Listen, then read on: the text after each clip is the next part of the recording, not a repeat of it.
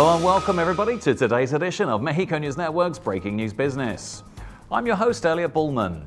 Remember to follow us on all our social networks and to catch us every day by logging onto our website, mexiconewsnetwork.com, for relevant stories and news. Let's start with today's information. The Cuauhtémoc Moctezuma Heineken Brewery is implementing new sustainability measures to reduce water use, an input that contributes 90% to the composition of beer, especially in areas with water stress in Mexico, the company announced last Thursday. 4 of the 6 plants the group owns in the country are located in areas of water stress: Guadalajara, Jalisco, Monterrey, Nuevo León, Tecate, Baja California, and Toluca, State of Mexico. In 2010, when Heineken bought it, Cuauhtémoc Moctezuma needed 4.4 liters of water to obtain a liter of beer, but by the end of 2016, its requirements fell to 2.8 liters.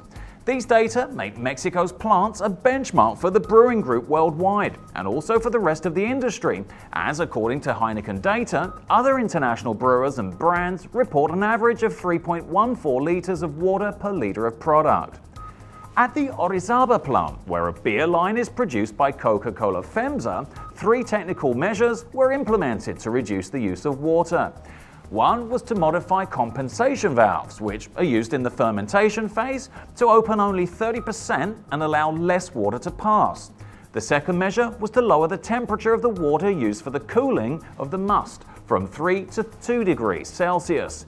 And the third project was to improve the washing of carbon dioxide, which is released from the cooking phases of the raw material, so that only ½ liter is needed to clean 1 kilo of CO2 and leave it ready for injection of beer.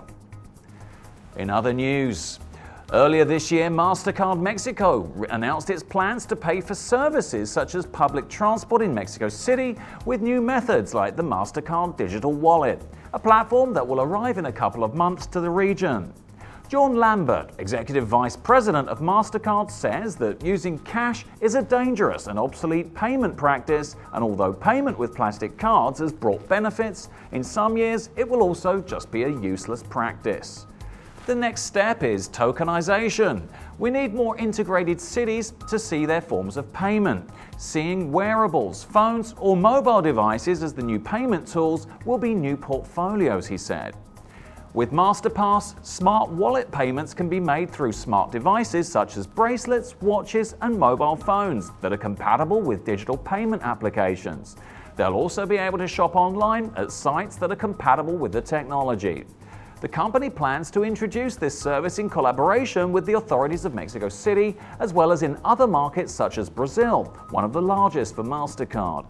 If this payment option is carried out in Mexico City, it would operate through contactless technology, the same as the existing cards for transportation, except the difference is that the user can also make payments in establishments. In other headlines, what is made in China is well made. BAIC and JAC, the 2 Chinese automakers that arrived in Mexico during the last year, deal with this skepticism from consumers on a daily basis. After FAW's failed incursion into Mexico 10 years ago, the Mexican market was left with a bad taste due to the low quality of the cars and the low availability of spare parts. Not to repeat history, the 2 Chinese brands that just arrived in Mexico did it with Mexican partners interested in operating dealerships throughout the country. Overcoming the stigma of poor quality has not been easy though.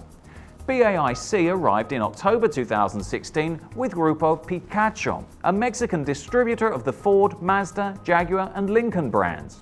Since its arrival, it opened 10 dealerships in Mexico City, Querétaro, and Estado de Mexico, where it sold 670 units of its D20 and X35 models.